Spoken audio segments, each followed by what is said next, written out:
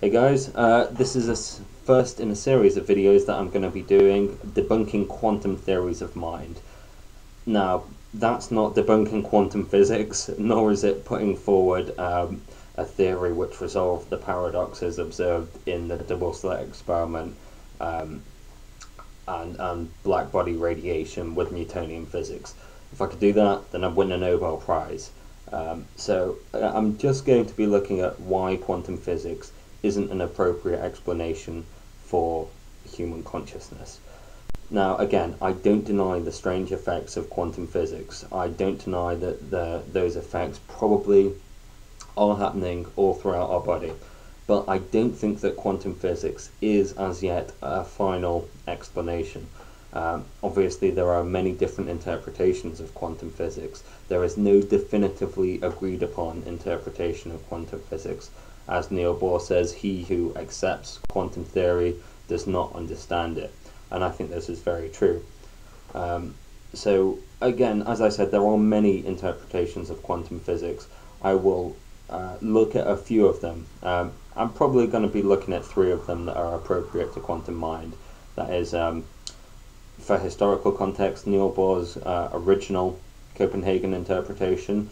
I'm going to be looking at Hameroff and Penrose's more recent interpretation, which became very popular.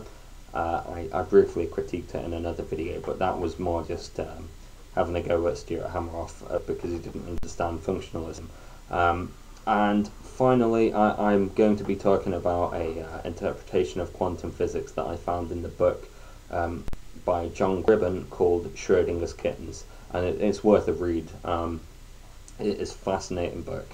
So there are many issues that I need to be touching on in order to address many of the points that the quantum theorists put forward. So I'm going to try to break it up into smaller videos, but maybe I'll have to do 5, 6 or 7, whatever. I'm going to need to talk about Godel's theorem. Very, very popular to be put forward by the quantum theorists, but I don't think it's appropriate because I think it applies to humans and it even applies to quantum computers as well. There are non-locality, the Bell's inequality theorem, which says the universe is either non-local or not real. Most people say it's non-local. So that ties us in with quantum entanglement, the very related effects to everyone else, but I'm going to hopefully show how that's irrelevant, and also to a lesser degree observed in Newtonian physics. There's also retro-causality, which is a very important concept, not just in quantum physics, but in neurology generally. The observer effect, breaking down the wave function, is something that needs to be addressed as well. And really, I'm going to show how, well, I'm hopefully going to show how each of the explanations that have been put forward suggesting quantum mind are either internally inconsistent or don't answer the problem that they say they're going to answer. Just an example of this is, why should a wave collapse from a quantum superposition state to a Newtonian state cause the sensation of the redness of red, smell of coffee? Why should that happen? There are microtubules throughout our body, and you know it's not just in the brain, so it can't be that. Well, that's a whole other argument, but I'm hopefully going to address arguments like that.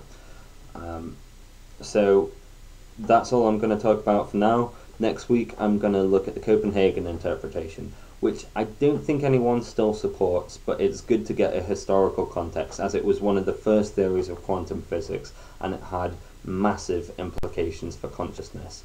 So I'm going to post a Wikipedia link for those of you that don't really know what the Copenhagen Interpretation is, because I'm not going to go into too much detail.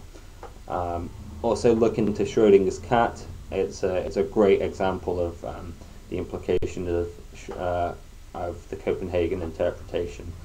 So, okay, that's all I'm going to say for now. Take care and stay tuned. Peace.